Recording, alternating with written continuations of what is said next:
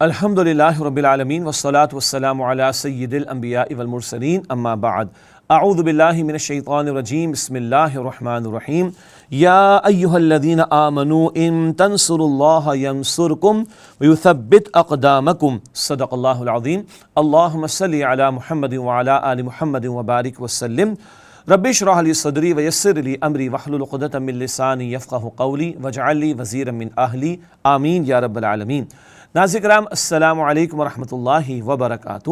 آج کی آیت کے حوالے سے قرآن پاک میں سے سورہ محمد صلی اللہ علیہ وسلم آیت نمبر 7 کا انتخاب کیا گیا ہے۔ اللہ تعالیٰ نے سورہ محمد کی آیت نمبر 7 میں ارشاد فرمایا یا ایہا الذین آمنوا، اے وہ لوگو جو ایمان لائے ہو، ان تنصروا اللہ ینصرکم، اگر تم اللہ سبحانہ وتعالیٰ کی نصرت کرو گے تو اللہ سبحانہ وتعالیٰ تمہاری نصرت فرمائے گا، وَيُثَبِّتْ أَقْدَامَكُمْ، اور اللہ سبحانہ وتعالیٰ تمہارے قدموں کو مضبوطی عطا فرما دے گا۔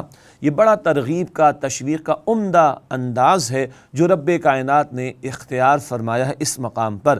اللہ تعالیٰ کی نصرت، سوال ذہن میں آتا ہے کہ اللہ تعالیٰ کو کسی نصرت کی ضرورت ہے؟ کیا اللہ تعالیٰ کو کسی مدد کی ضرورت ہے؟ سوال ہی پیدا نہیں ہوتا۔ وہ تو الصمد بے نیاز ہے، سب اس کے محتاج ہیں، وہ کسی کا محتاج نہیں۔ یہ ہماری ترغیب کے لیے، تشویق کے لیے، موٹیویشن کے لیے، انسپریشن کے لیے اللہ تعالیٰ نے انداز اختیار فرمایا۔ اب اگلا سوال ہے کہ پر اللہ تعالیٰ کی نصرت سے مراد کیا ہے؟ یہاں اللہ تعالیٰ فرما اگر تم اللہ تعالیٰ کی نصرت کرو گے اللہ تعالیٰ تمہاری نصرت فرمائے گا۔ اللہ تعالیٰ کی نصرت سے کیا مراد ہے؟ قرآن حکیم میں سورہ صف کے آخر میں ذکر آتا ہے حضرت عیسیٰ علیہ السلام کے تعلق سے۔ انہوں نے اپنے حواریین یعنی ساتھیوں سے کہا تھا من انصاری الی اللہ، کون ہے میرا مددگار اللہ سبحانہ تعالیٰ کی طرف؟ قال الحواریون نحن انصار اللہ، ان کے حواریین، ان کے ساتھیوں نے کہا بے شک ہم اللہ کے مددگار ہیں۔ پیغمبر عیسیٰ علیہ السلام یہ فرما رہے میرا مددگار کون ہے؟ اللہ کی جانب، مراد اس کے دین کی خاطر، اور ساتھی کہہ رہے ہم اللہ کے مددگار ہیں۔ تو یہ سورہ صف کی آیت نمبر 14 سے بات واضح ہوتی ہے کہ پیغمبر کا ساتھ دینا، پیغمبر کے کام میں شریک ہونا، پیغمبر کے مشن میں شریک ہونا، یہی اللہ تعالیٰ کی نصرت ہے۔ تو اللہ تعالیٰ بڑے ترغیب اور تشویق کے انداز میں ہماری دلجوئی فرما رہا ہے، ہمیں انسپریشن دے رہا ہے، ہمیں موٹیویٹ کر رہا ہے، ترغیب و تشویق دے رہا ہے کہ اگر تم اللہ تعالیٰ کی یعنی اس کے دین کی نصرت کرو گے، اس کے دین کی مدد کرو گے، اس کے دین کے لیے جد و جہد کرو گے تو اللہ تعالیٰ تمہاری مدد فرمائے گا۔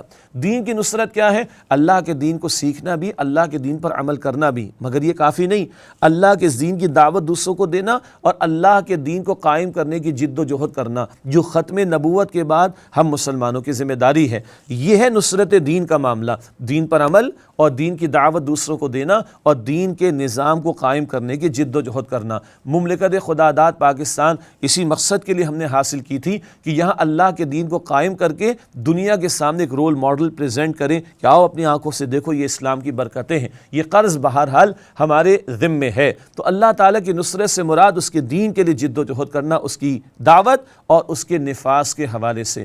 اس پر اللہ تعالیٰ فرماتے تم دین کو تھامو گے، تم دین کے ساتھ مخلص ہو جاؤ، تم دین کی دعوت کا کام کرو، تو تم دین کے نفاذ کی جد و جہد کرو، تم اللہ کی نصرت کرو گے، ینصرکم، تو اللہ تعالیٰ تمہاری مدد فرمائے گا۔ اور آپ سوچئے ہمیں کس قدر اللہ تعالیٰ کی مدد کی ضرورت ہے۔ ہم تو ہیں اس کے محتاج، ہم تو ہیں اس کے بھکاری، ہم کچھ نہیں اس کے اذن کے بغیر۔ اور آج جن حالات سے امت مسلمہ گزر رہی، چاہے پاکستان کے معاملات ہوں یا دیگر مسلم ممالک یا غیر مسلم علاقوں میں مسلمانوں کے ساتھ جو ظلم و ستم برپا کیا گیا ہے، اس سارے تناظر میں آج ہم بہت محتاج ہیں اللہ رب العالمین کی مدد کے۔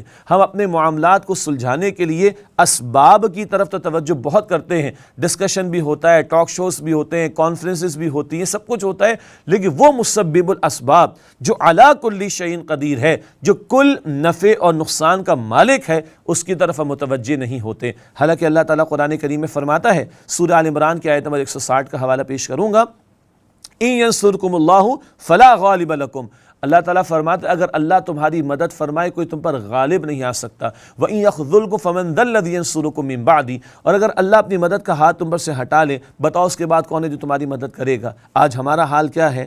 آج ہمارا حال یہی ہے کہ آج ہم مغلوبیت کا شکار ہیں، کیونکہ اللہ تعالیٰ کی نصرت ہمارے شامل حال نہیں۔ اور اس کی بہت بڑی وجہ کیا ہے کہ ہماری اکثریت آج دین کے ساتھ مخلص نہیں، آج دین کے ساتھ کمیٹڈ نہیں، آج اللہ کا دین ہماری پرائرٹی میں نہیں۔ گلاس ٹوٹتے ہیں ہمیں غصہ آ جاتا ہے، اسمارٹ فون کی اسکرین ٹوٹتی ہے ہمیں زیادہ غصہ آتا ہے، اللہ تعالیٰ کے کتنے احکامات توڑے جا رہے ہیں ہمیں کوئی فکر نہیں ہوتی۔ وہ دین جو بڑی شان سے نکلا تھا وطن سے پردیس میں، وہ آج غریب الغربا ہے۔ تو آج اگر ہم چاہتے ہیں ہمارے حالات سنور جائیں، ہم مغلوبیت اور ذلت کی زندگی نہ گزاریں اور دنیا میں عروج پائیں، تو اللہ تعالیٰ فرماتا ہے تم میرے دین کی نصرت میں لگو، میں تمہاری نصرت کروں گا، اور جس کی نصرت اللہ تعالیٰ فرمائے وہ مغلوب نہیں ہوگا، وہ غالب رہے گا۔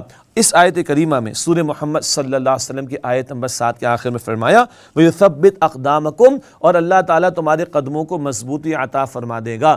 آج تو ہم پاکستان کی بات کریں، امت مسلمہ کی بات کریں، ظلم و ستم کا شکار ہم ہیں۔ سب سے ارزاں سستا خون ہمارا ہے جو دنیا میں بہتا ہے، افغانستان اور عراق اور کشمیر اور فلسطین اور کبھی برما اور کبھی ماضی میں بوسنی اور نہ جانے کہاں کہاں، سب سے سستا خون مسلمان کا بہتا ہے۔ اور مملکت خدا داد پاکستان کیسے کیسے حالات سے ہمیں گزرنا پڑ رہا ہے، اس سارے تناظر میں معیشت کا بٹا بیٹھا ہوا ہے، اخلاقیات کا جنازہ نکلا ہوا ہے، استحکام دکھائی نہیں دیتا ہمیں۔ ہماری جو بھی اس وقت کی سیاسی صورتحال ہے، کیا اس پر تبصرہ کیا جائے؟